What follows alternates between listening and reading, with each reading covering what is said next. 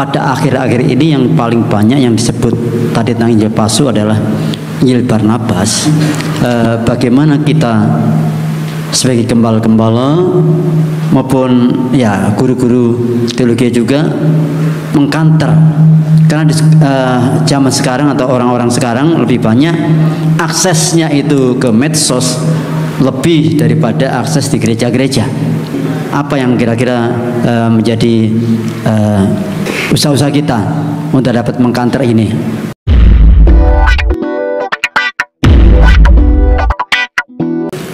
Salah satu dari ceramah saya di IAIN Salatiga itu kan sudah di-upload di YouTube ya, di YouTube saya. Nah, di situ sebetulnya apa yang bisa kita lakukan? Kita sharekan saja itu YouTube saya itu. Kalau mau lebih jelas ya baca buku saya. Itu Injil Barnabas yang diterbitkan oleh Yayasan Andi. Cuman masalahnya kan sekarang ini kan benar yang Bapak sampaikan, percepatan dunia medsos itu lebih cepat dari dunia buku. Saya itu kadang-kadang kalau baru mengunggah satu tayangan ya, video misalnya 30 menit atau 40 menit atau kadang-kadang 20 menit itu ya, itu baru 1 jam itu sudah ribuan orang yang nonton. Kadang-kadang baru sehari itu sudah 10.000. Tapi kalau buku, itu buku saya itu contohnya terbitan Yayasan Andi di Yogyakarta itu 3.000 buku itu kadang-kadang habisnya 3 tahun atau 2,5 tahun gitu kan. Jadi artinya yang membaca tidak lebih banyak. Nah itulah kemudian saya membuat setiap kali saya ceramah di mana-mana itu kan kemudian direkam. Dan rekamannya itu kemudian saya tayangkan. Keuntungannya kalau kita menyebarkan tayangan YouTube saya itu apa? Karena itu kan tayangan yang direkam dari pengundangnya Muslim. Sehingga saya tidak bicara secara monolog kan.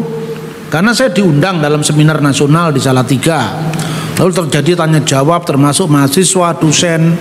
Kenapa orang Kristen menolak Injil Barnabas? Apa gara-gara ada kata Muhammad? Saya bilang karena itu bukan Injil, makanya ditolak. Karena tidak mungkin kalau Injil ditulis pakai bahasa Itali. Bahasa Itali belum ada waktu itu. Bahasa Itali itu kan pengembangan dari bahasa Latin. Bentuk klasiknya bahasa Latin. Nah bahasa Latin itu bahasa administrasi Imperium Roma pada abad pertama. Kalaupun bahasa Latin itu sudah ada di abad pertama, Injil pasti nggak ditulis dalam bahasa Latin. Karena yang mengenal bahasa Latin itu hanya kelompok elit, menjadi bahasa administrasi. Tapi ditulis dalam bahasa Yunani itu karena bahasa yang paling menyebar, bukan hanya di barat tapi di barat dan di timur. Makanya Injil kita ditulis dalam bahasa Yunani, Yunani Koine. Nah, dari segi bahasanya saja sudah tidak masuk hitungan. Kalau Anda mau menulis atau mau melihat kira-kira kehidupan Mahapatih Gajah Mada di zaman keemasan Majapahit bahasanya apa? Kalau bukan bahasa Jawa kuno, Melayu kuno masih mungkin ya, atau bahasa Sanskerta ya masih mungkin kalau dalam bentuk prasasti. Tapi yang paling mungkin bahasa Jawa kuno. Tidak mungkin bahasa Indonesia versi Yusbadudu. Kan begitu kan? Karena jaraknya itu kan sudah berabad-abad. Lah ini Injil Barnabas ditulis pakai bahasa Itali terpengaruh dialek Spanyol. Lah ini sudah kan alamatnya udah jelas ini. Siapa yang menuliskan? Misalnya di pembukaan Injil Barnabas itu, Barnaba apostolu di Yesu Nasareto Ciamalu Kristo. Jadi Barnabas rasul dari Yesus orang Nazaret yang disebut Kristus. Ketika nulis Kristo pakai 2 S, itu tidak lazim dalam bahasa Itali. Tapi lazim bagi orang-orang yang hidup di Spanyol. Berarti penulisnya itu pasti terpengaruh bahasa Spanyol ini. Caranya gitu kan dalam meneliti sebuah naskah kuno. Nah, terus yang kedua, keawaman dia dalam terminologi abad pertama, apalagi terminologi keagamaan. Tidak mungkin seorang Yahudi di abad pertama tidak tahu kalau Kristus itu sama dengan Mesias. Tapi itu tidak diketahui oleh penulis Injil Barnabas. Misalnya pasal 96 dari buku ini dikatakan, demi dia yang jiwaku ada dalam genggaman tangannya. Ini kan sumpahnya Nabi Muhammad. Masa dipakai di abad pertama? Ini sumpah dalam redaksi hadis kan begitu. Misalnya, wallati nafsi biyadihi, demi dia yang diriku dalam genggaman tangannya, yang nafasku ada dalam genggaman tangannya. Ini kan sumpah gaya Islam. Masa bisa masuk di buku abad pertama? Sesungguhnya aku bukan Mesias. Nah, dia ngomong Yesus yang disebut Kristus. Tapi kok Kristus bukan Mesias? Itu sama dengan Anda ngaku orang Solo, terus diajak masuk ke restoran, namanya itu adalah ayam apa yang lengannya Pak Jokowi tadi? Ayam soto ayam. Soto ayam tadi kita makan itu. Ayam gading. Soto ayam. Iwak apa Mas? Iwak pitik? Bukan pitik, ini chicken. Masa begitu? Kalau Anda orang Solo tidak mungkin kalau nggak ngerti itu pitik itu ayam atau chicken, nggak mungkin lah. Nah, ini yang terjadi pada buku Injil Barnabas. Nah, yang kedua, bertentangan dengan Al-Quran sendiri. Karena dalam Al-Quran Nabi Muhammad tidak pernah disebut Al-Masih. Yang disebut Al-Masih itu Isa. Terlepas daripada Islam memahami maknanya Al-Masih itu apa, itu urusan tafsir Islam. Tapi bahwa kata Al-Masih tidak pernah disematkan pada Muhammad, tapi kepada Isa. Itu satu. Geografisnya kacau balau. Yesus katanya dari Yeriko turun ke Yerusalem, naik ke Kapernaum, went up to Kapernaum. Loh, Kapernaum itu adalah kota pesisir di Danau Galilea. Mestinya kan went down to Kapernaum. Sama dengan Anda mengaku orang Jawa Timur, dari Surabaya saya turun ke Malang. Bukan turun bro, naik ke Malang itu, ya toh. Nah, kemudian digambarkan dalam beberapa pasal Injil Barnabas, Yesus dikhianati dengan 30 keping denarius yang terdiri dari 60 minuti. Itu mata uang Spanyol itu. Masa Yesus dikhianati dengan mata uang Spanyol? Itu menunjukkan bahwa yang nulis itu kurang belajar, ya toh. Lain dengan orang Yahudi. Kalau jadi penipu, ya penipu Yahudi itu sulit ketahuan. Akhirnya ketahuan juga itu yang namanya Oded Golan. Oded Golan itu nipu itu. Jadi suatu saat dia menemukan di pasar benda antik itu osarium. Osarium itu peti jenazah ketika orang Yahudi yang kaya di abad-abad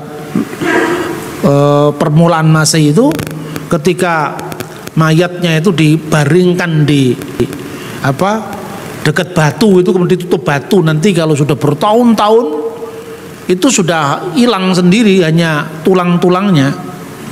Nah, tulang-tulangnya dimasukkan ke osarium. Osarium itu tertulis namanya adalah Yakub anak Yusuf. Dalam bahasa Aram tertulis itu bahasa Aramaik yang dipakai di abad-abad awal Masehi. Bunyinya itu adalah Yakub bar Yosef. Wah, dia pasang di toko barang antiknya nggak laku-laku dari awal sebelum tahun 90-an. Lalu dia punya akal. Sebelum dia tambahi kata Yakub bar Yosef, ditambahi akui Yesua, saudara Yesus. Heboh langsung. Sebelum dia bisa nulis akui Yesua itu dia belajar paleografi, belajar bagaimana bentuk tulisan di abad pertama. Setelah dia ahli dalam paleografi, dipalsukan itu benda bersejarah itu, ditambahi kata-kata saudara Yesus. Ya, kalau Yakobus saudara Yesus kan itu pasti heboh. Kalau Yakub anaknya Yusuf kan orang Israel, namanya seperti Bambang, Sri, itu nama-nama sehari-hari kan. Tidak semua itu Bambang Nursena, ada Bambang Gentolet, ada Bambang Sutrisno kan. Nah itu terkenal sekali kalau disebut bahwa saudara Yesus, akhirnya booming, laku keras. Tapi sebelum itu dipasarkan, setelah digoresi dengan kata-kata saudara Yesus, dipendem lagi di tempat yang sama sampai beberapa tahun. Jadi itu kejahatan sistematis itu. Setelah itu kemudian di goresannya itu dilap dengan bagus, warna tanahnya itu sama dengan tempat dia memendam, ditemukan naskah itu. Hebohlah dunia akademis tahun 2004. Osarium Yakobus saudara Yesus telah ditemukan. Beberapa tahun kemudian, kira-kira tahun 2007, dari tahun 2004 ke 2007, 2004 itu laku, 2007 goresan yang baru tadi, jadi tanah-tanah yang nempel di situ mulai terkikis, pelan-pelan terkikis sampai jadi goresan baru. Lalu dipertanyakan, kata Yakob Bar Yosef ini memang goresan lama, tapi aku Yesua, saudara Yesus itu kok seperti paku, goresan baru. Yang membeli resah, wah ini jangan-jangan dipalsukan ini benda sejarah. Digugatlah di pengadilan. Pengadilan menggugat, langsung dibuktikan dia melakukan pemalsuan benda bersejarah, dihukum 2 tahun kalau nggak salah 7 bulan. Namanya Odet Golan itu. Ini kejahatan pintar orang Israel, tapi ya serapat-rapatnya menyimpan barang busuk, akhirnya ketahuan juga. Nah, Injil Barnabas tidak cerdas sama sekali. Jadi dia Yesus dikhianati dengan mata uang Spanyol kan, ya lucu sekali kan. Kalau ada orang yang percaya itu, menurut saya kebangetan sekali lah. Lalu cerita bahwa Maria Magdalena dan Marta dan saudaranya Lazarus itu membeli sebuah desa di Magdala. Bayangkan di abad pertama Israel itu jajan Roma, bagaimana bisa membeli desa? Ya toh, yang membeli rumah bagus di Yerusalem itu orang-orang diaspora Yahudi dari Alexandria baru mampu. Kalau orang asli Israel nggak bisa itu. Makanya Markus itu ibunya kan orang kaya, Rasul Markus itu.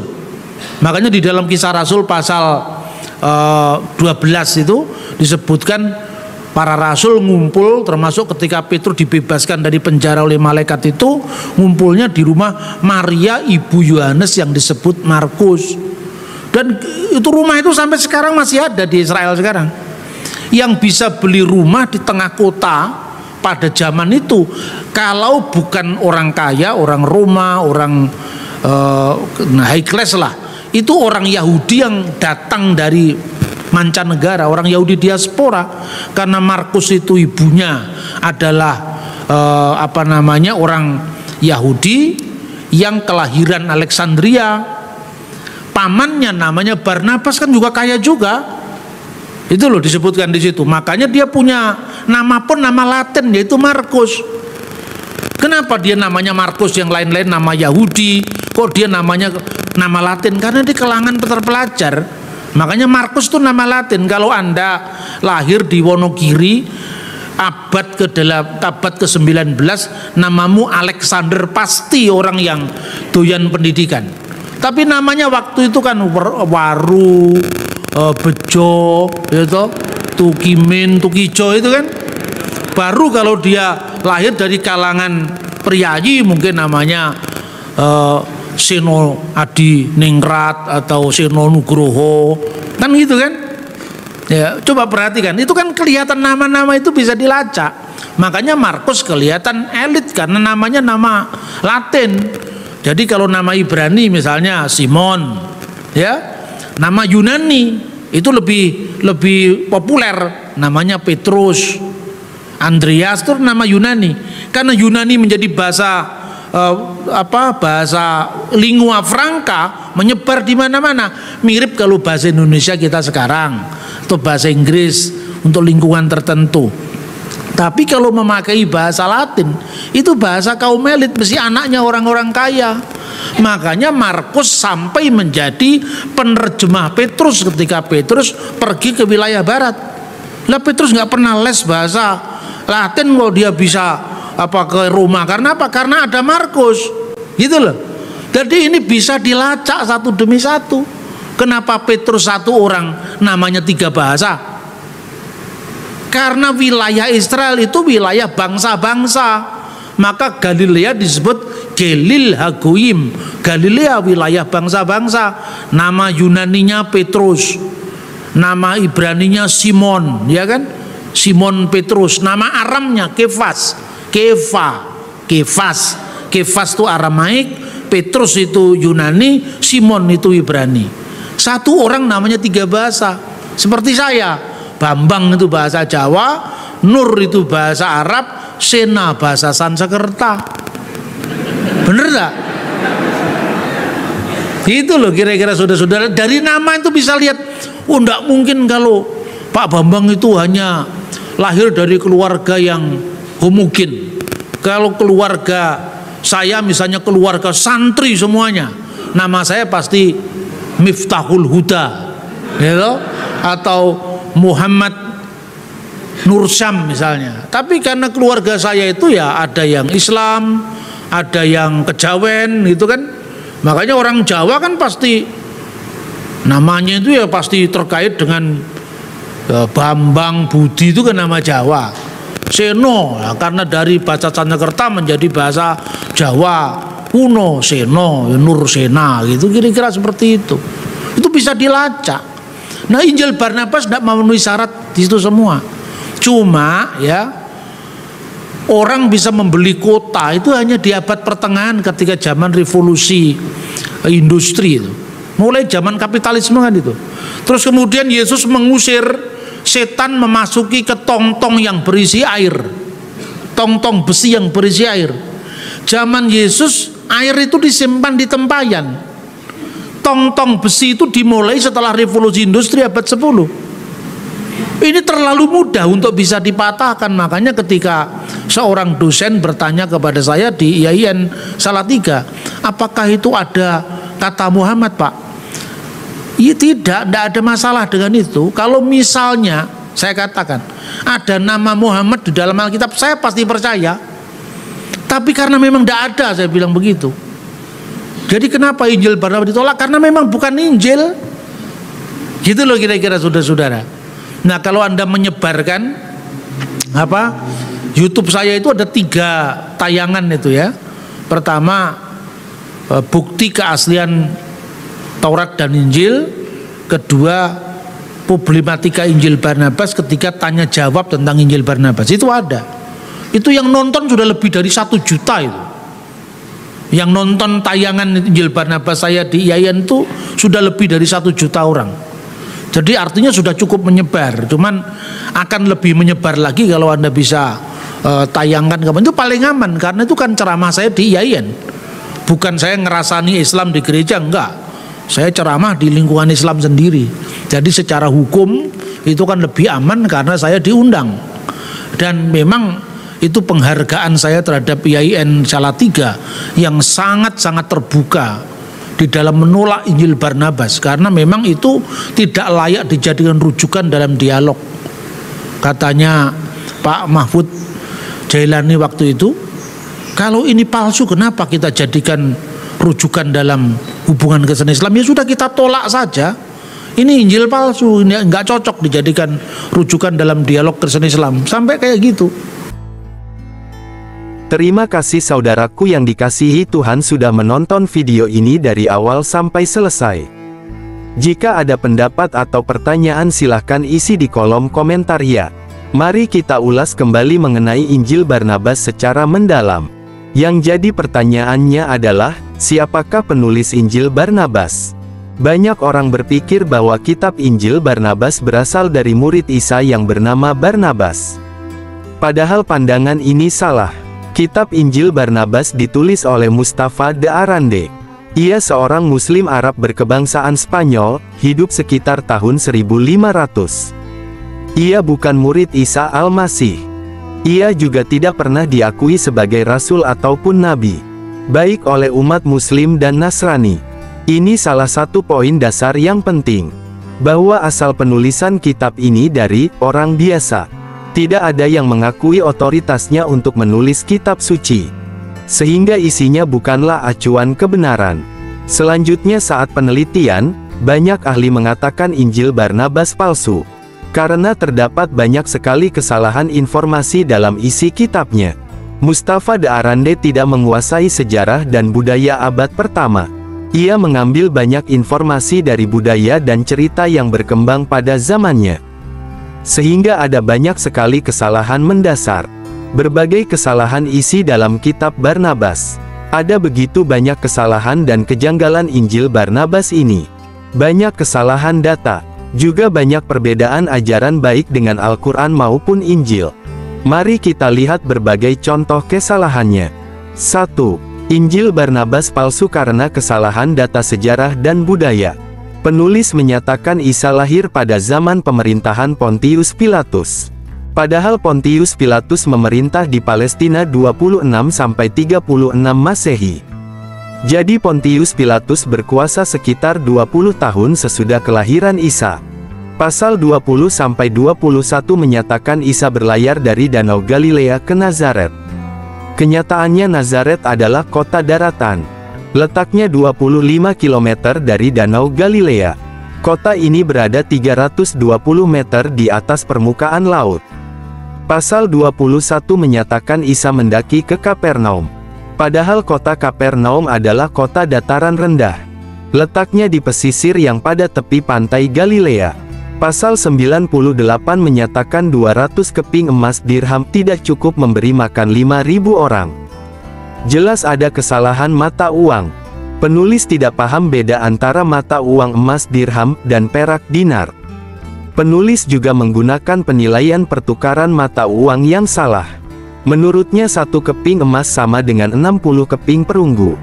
Yang benar adalah 1 keping emas sama dengan 3.200 keping perunggu. Pasal 119 menyatakan bahwa gula dan emas diperjualbelikan. Padahal di abad pertama, madu adalah bahan pemanis utama. Gula baru menjadi alat pemanis pada abad ke-6. Pasal 144-150 menyatakan orang Farisi ada pada zaman Nabi Elia. Padahal Nabi Elia hidup sekitar 800 sebelum Masehi. Sedangkan orang Farisi baru ada pada tahun 2 sebelum Masehi. Pasal 152 menyatakan tempat penyimpanan arak terbuat dari tong kayu. Pada masa itu di Palestina, tempat penyimpanan arak di guci atau bejana tanah liat. Penyimpanan tong kayu baru pada abad pertengahan. Pasal 152 menyatakan militer Romawi masuk bait suci untuk mengganggu Isa. Fakta sejarah saat itu tidak boleh orang bukan Yahudi masuk ke bait suci. Pasal 194 menuliskan Lazarus dan kedua saudarinya memiliki 2 desa, yaitu Magdala dan Betania. Hal ini tidak mungkin pada zaman itu. Di bawah kekuasaan Romawi, mustahil orang biasa dapat memiliki sebuah desa. Gambaran ini adalah situasi kapitalisme Eropa pada abad pertengahan. 2. Injil Barnabas palsu karena bertentangan dengan Al-Quran. Pasal 178 menyatakan langit ada 9. Sedangkan Al-Quran menyatakan tingkatan langit ada 7. Kis 2 ayat 29. Isi kitab Barnabas mengambil informasi dari filsuf Dante. Dante yang mengarang buku Divina Commedia tentang 9 langit menuju Firdaus. Pasal 3 menyatakan Maryam tidak merasa sakit saat melahirkan. Namun Al-Quran menyatakan ia merasakan sakit. Kis 19 ayat 23. Kisah ini sebenarnya hanyalah budaya yang berkembang pada umat Katolik saat itu. Mereka menyatakan Maryam tidak merasa sakit untuk menunjukkan penghormatan kepadanya. Kitab Barnabas menyatakan malaikat dan semua manusia akan mati pada akhir zaman. Hanya Allah yang tetap hidup. Paragraf 53. Ajaran ini tidak ada dalam Al-Quran maupun Injil. Selanjutnya menyatakan Allah menciptakan segalanya untuk Muhammad saja. Hal ini bertentangan dengan ajaran yang menyatakan rahmat untuk semesta. Pada bagian lain menuliskan manusia perlu mengimani Muhammad sebagai syarat masuk surga. Padahal Muslim percaya untuk mengimani Allah bukan Muhammad untuk selamat di akhirat. Kitab ini juga mengisahkan Muhammad akan pergi ke neraka. Ia akan ketakutan saat melihat hukuman manusia di sana. Informasi aneh mengenai umat Muslim, bahwa jika ada mukmin taat namun tidak memiliki pekerjaan akan berada di neraka selama 70.000 tahun. 3. Injil Barnabas palsu karena bertentangan dengan Taurat dan Injil. Pasal 91-92 menyatakan Isa dan para murid melakukan tradisi puasa 40 hari. Memang Injil mencatat Isa pernah puasa 40 hari. Namun hal ini bukanlah kebiasaan saat itu. Berpuasa 40 hari baru menjadi kebiasaan pada beberapa abad sesudahnya. Gereja Katolik menetapkan puasa 40 hari menjelang Paskah. Isa, Yesus tertulis sebagai Kristus, namun disangkal sebagai Mesias. Penulis kitab Barnabas tidak mengetahui kedua kata ini bermakna serupa. Kristus adalah bahasa Yunani, Mesias berasal dari bahasa Ibrani, berarti yang diurapi untuk menjadi penyelamat. Kitab Barnabas menyatakan Isa terangkat ke surga 2 kali pasal 215, 219, 221. Jelas bertentangan dengan isi kitab Injil. Isa terangkat hanya 1 kali. Sekarang ia berada bersama Allah di surga. Pasal 53 menyatakan Isa menamparkan dan memukul orang. Hal ini tentu bertentangan dengan kepercayaan umat Nasrani. Bahkan juga bertentangan dengan Al-Quran yang menyatakan Isa adalah Nabi Allah. Ajaran Isa jelas menyatakan kasih bukan kekerasan. Berdasarkan semua alasan-alasan ini maka jelas Injil Barnabas adalah palsu. Banyak tokoh agama Islam dan Kristen menyatakan hal ini karena bertentang dengan sejarah, Taurat, Injil dan Al-Quran. Jadi hati-hati saudara mengimani kitab yang penulisnya bukan saksi sejarah, tidak jelas, apalagi hidup di zaman abad pertengahan. Lebih baik kita membaca Alkitab firman Allah yang sangat bermanfaat dalam hidup kita. Hal ini sesuai dengan 2 Timotius 3 ayat 16 yang berbunyi, segala tulisan yang diilhamkan Allah memang bermanfaat untuk mengajar, untuk menyatakan kesalahan, untuk memperbaiki kelakuan dan untuk mendidik orang dalam kebenaran. Oleh sebab itu beritakanlah firman, siap sedialah baik atau tidak baik waktunya, nyatakanlah apa yang salah, tegurlah dan nasihatilah dengan segala kesabaran dan pengajaran. Hal ini tercatat dalam 2 Timotius 4 ayat 2. Lakukan semuanya ini saudaraku untuk kemuliaan Tuhan Yesus dan memenangkan jiwa. Tuhan Yesus memberkati.